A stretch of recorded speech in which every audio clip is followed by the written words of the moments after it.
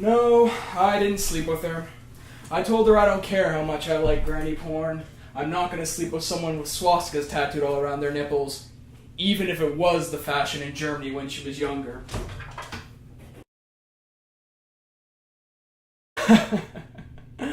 No, I'm sure she would have known she'd caught it from me. I mean, who's gonna fuck a racist, even if she is 84 years old? Oh! Hello, I didn't see you there. Well, I suppose it's fine that you're a bit early. Me and Fuzzy Bear are going to tell you what we thought of the new Amazing Spider-Man movie. First things first, did Spider-Man, and by that I mean Peter Parker, feel like Spider-Man, and by that I mean Peter Parker? Mostly. Obviously they're not going to stick dead on to any of the 68,000 Spider-Man continuities that currently exist, but they were pretty faithful to the feel of Peter Parker in a modern world. And damn, if that movie wasn't nodding so hard to other things involved in Spider-Man that I thought its neck was going to snap. I thought that Peter was pretty likable, and I wasn't cringing too much during the mommy-daddy moments, despite the fact that the father sitting next to me decided to cover his son's eyes during some of those scenes. Despite the fact that it's just kissing, I mean, Andrew Garfield without a shirt, that is how boys turn gay. No, that is how sexuality works. If you had genitals, you'd know that. Anyway, in my mind, there's really two forms a superhero movie can take. You sort of have the focus on the main character type, and you have the focus on the hero versus the villain type. Essentially man versus himself and man versus man. This movie is really a first act, and it has that feel, and as such, it's much more focused on Peter Parker as a person than on Spider-Man. He's still finding himself as a teenager, let alone finding himself as a superhero. And I would probably argue the weakest point to this film is indeed the villain.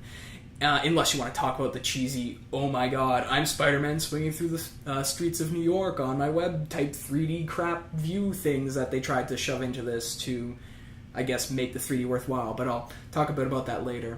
The Lizard is an alright bad guy.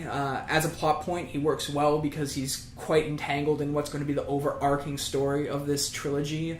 And I would say that he required little enough explanation outside of the main storyline that he seemed to flow well with the pacing and keep the focus of the movie more on Peter Parker. I don't think he was meant to be the strong point of the movie.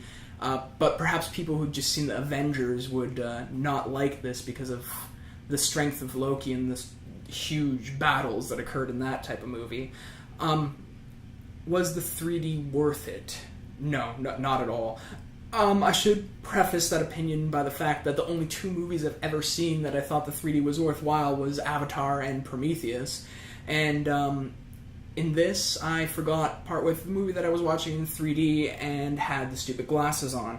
The only scenes that really seem to benefit from the 3D in this are the stupid swinging through the city scenes that I already talked about, which I hated and didn't understand why the director did. I mean, there was none of that in 500 Days of Summer, was there? This is a trilogy. It's obvious, especially to any comic fan.